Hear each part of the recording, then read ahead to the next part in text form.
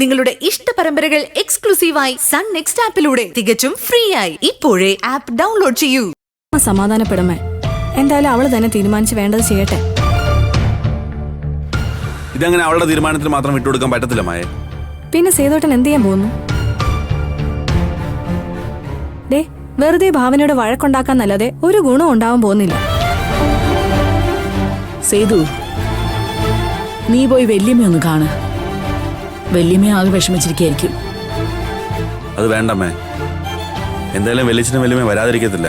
നോക്കട്ടെ, അവര് വന്നില്ലെങ്കിൽ നമുക്ക് രണ്ടുപേർ കൂടെ അങ്ങോട്ട് പോവാം. ഈശ്വര, അമ്മയ്ക്ക് ഇനി ഇത് മതി. BP കൂടാൻ മനസ്സിനെ പിടിച്ചു നിർത്താൻ നമുക്ക് പറ്റത്തില്ലല്ലോ മായേ.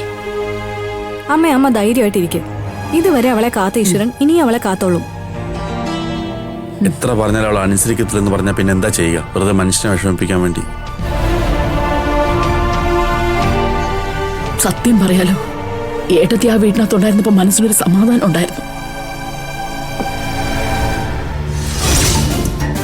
ആ ഭാവന പറഞ്ഞത് നീ കേട്ടില്ലേ? നല്ല ക്രിയേറ്റിവിറ്റി ഉള്ള ആരുടെയോ സ്ക്രീൻ പ്ലേ ആണിതെന്ന്. ഭാവന പറഞ്ഞാൽ എന്താ തെറ്റ്? അജയേട്ടന്റെ തലയിൽ ഉദിച്ച ബുദ്ധിയാണെന്ന് അവക്കറിയില്ലല്ലോ. അല്ല, അറിഞ്ഞാലും എനിക്കൊന്നുമില്ല. അല്ലേലും ജാനകി കിട്ടും ഞാൻ ഓങ്ങി വെച്ചതാ, അതിന്നങ്ങ് ഫലിച്ചു. ഇനിയിപ്പോ അടുത്ത പ്ലാൻ എന്താ? ഇനി സൂക്ഷിച്ചും കണ്ടുമൊക്കെ വേണം നീങ്ങാൻ. പെട്ടെന്നൊന്നും എടുത്ത് ചാടി ചെയ്യരുത്. ആലോചിച്ച് ബുദ്ധിപൂർവം വേണം നീങ്ങാൻ. ഇനി എന്തായാലും ഭാവന വളരെ സൂക്ഷിച്ച് ഈ വീട്ടിൽ നിൽക്കൂ. അതുകൊണ്ട് പെട്ടെന്നൊന്നും നമുക്കൊന്നും ചെയ്യാൻ പറ്റില്ല.